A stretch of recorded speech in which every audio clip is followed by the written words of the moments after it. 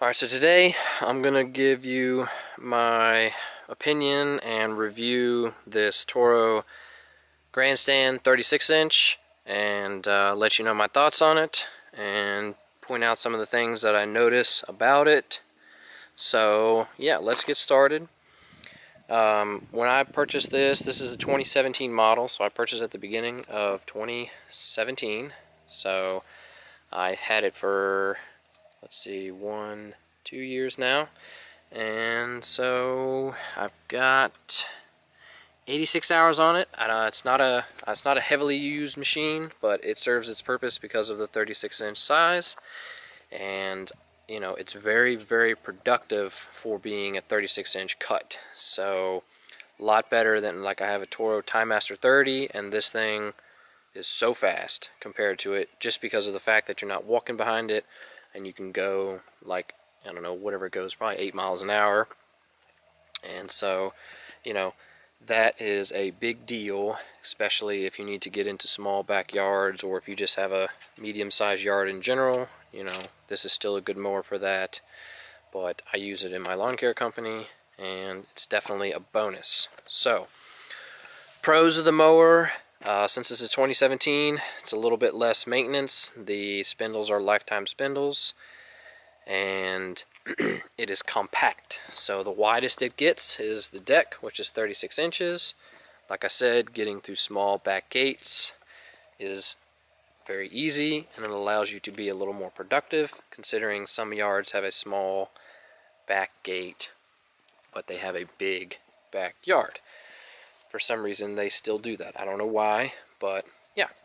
So another pro is the stand-on ability. So you just stand on this platform, and so this is basically my view. You can see everything around, and it is great. It is excellent. I love the stand-on mowers for that feature. I do have a zero turn. I do like my zero turn, but I am considering getting a grandstand, a larger grandstand as well, because I have found that they are a little bit easier on the back. So even though I have a deluxe seat on my zero turn, which is very comfortable when you're riding on rough yards, and when you're constantly having to get up and down picking up trash or something like that, or whatever, you know, this is very maneuverable. Now, I've never used a stand-on mower like all day long for, you know, in my business, but you know, I can see, you know, you're not on the mower all day long, but still, you know, some of my yards are larger yards, and so when I'm on the mower for an hour, you know, would you rather be sitting down for an hour, standing up? I'm not really sure. For me, I tend to have to go slower on my zero turn, because, you know, when you're standing on here, this platform allows you to have some give, and, you know, that's a big deal. When you hit bumps and stuff like that, it's really rough on your back and, you know, your kidneys and all that stuff. You can tear yourself up that way. So when you get, I'm not super old, but when you get older, I can see it even being worse, because when I had the original seat on my zero turn, it hurt. But back to this mower. Pros, I would say, you know, it's all around a good machine. I like it. It was definitely worth buying it. Now, if you lived in an area where you didn't need it, like some areas people don't have a lot of gates or stuff like that, I don't know, it's up to you. I know there's some guys out there that they don't have a smaller mower like this because they either choose to not accept those yards, or they just don't have that in their area. So if you didn't have to spend the money on this, it would be fine. I'm actually looking into a new mower for this year to replace my Toro Master 30, but again, I'll get into that in a different video. So let me go over some of the cons for the mower. To start, one thing for me, this air filter housing is you know, it's very simple and all that other stuff, but if you use this in dusty conditions, like I said, I've changed this air filter before, and I've cleaned this air filter with 86 hours on it. That is a terribly dirty filter for, you know, what, 40 hours of use. And I probably cleaned this 20 or 30 hours ago. I probably cleaned this filter, and that's crazy considering, you know, the huge filter that's on my zero turn could have 100 hours on it, and it doesn't get that dirty. It could have 100, 200 hours, and it still doesn't get this dirty. So this is just a cover, luckily, and then and then the filter's down there. This is a foam cover, but that's not as good. And basically what it is the chute throws out grass, and since the engine is right next to it, if it's windy, it gets up in there, and the way this is designed, it sucks up air from, you know, I guess it sucks up, no, that it covers those up. So it sucks up air from below, which is, you know, down in this area, and it pulls up in through here and then goes into the engine. But it just gets really dirty really quick. So, you know, you could, you know, filters at whatever they are a piece, I can't remember. I bought a couple of them after noticing that they were going to get dirty really fast. I bought a couple of them, so kind of a bummer there. You know, that's something that I'm not sure if all the stand-on mowers have that issue, but you know, I've just noticed it with this one, with this Kawasaki engine. I'm not sure about the Kohlers that are on the larger grandstands. So that is con number one.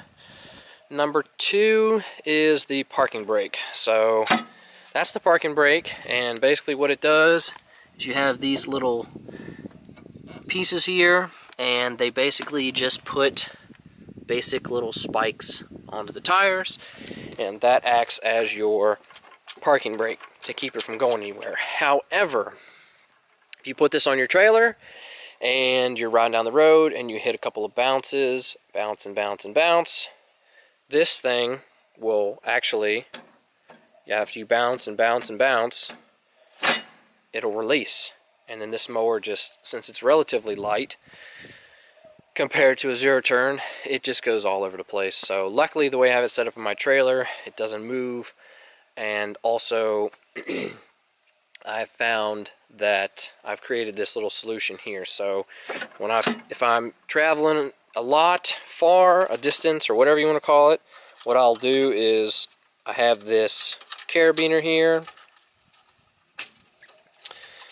and it fits around here like this. I'm going to show you how I do it. So if I'm traveling a good distance, what I'll do is kind of bring it around here, and this kind of just latches onto here, and that way it can't go down any further than this, which is still locked down on the tire. So that was something I had to come up with, because you're riding down the road, this comes loose, the mower starts moving around. So this is definitely a plus, because this mower will move easily without the parking brake on. So the last one that I have a con for would be the height adjustment. It's great, it works good and everything like that, but I've had it a couple of times now. Now Toro has fixed this on the new 2019 larger grandstands, but if I have this and I'm cutting at 4 inches and I have the lever down, you know, it's just a little bit of travel for it to latch back up. But I've had it where you hit some bumps, the deck on this is pretty small, even though the engine is attached to the deck, you hit a bump and this deck bounces up and it locks itself back into the upright position, which is, you know, about 5-inch cut. So I've had that happen about twice. It's not very often, but you know, you get a little reckless, you start driving pretty fast, and then you hit your bump and boom, the deck comes up. And so I'm like, why is this thing not cutting right? It's because the deck raised all the way up. So they did fix that on the new ones. I'm not sure about the 36-inch grandstands, but I know on the newer, larger grandstands for 2019, they did come up with a remedy for that. So that is good. So, you know, those are little things. Some things people might say is this isn't as good on hills. They're right, but with the 36-inch platform, you get what you get. If I had hilly yards, I would probably choose a different mower. It's just as simple as that. But for most things, I mean, I can take this on some hills, but it's just not as stable, and it does slide down easier. So, you know, you just kind of have to weigh your yards. And when I say hills, I mean some pretty steep stuff. I do take this on some steeper yards, and, you know, it still gets the job done, but if you go too fast, you'll notice yourself start sliding down the hill. So I have the grass flap on here for the discharge chute. So I'm actually going to make a review video and show you how I installed this. So that will be a separate video, but this video was primarily to give you my thoughts on the Toro Grandstand 36-inch. If you have any questions, let me know. I will do my best to answer them. And, you know, I'm sure there are people out there with questions on the 36-inch Grandstand. I've had this one for a couple of years, used it a lot, you know, formed an opinion on it. So, I mean, I like it. So, you know, there's not much more I can say than that. It does have its downs and its ups, but it is what it is. So, thanks for watching, and check out my other videos.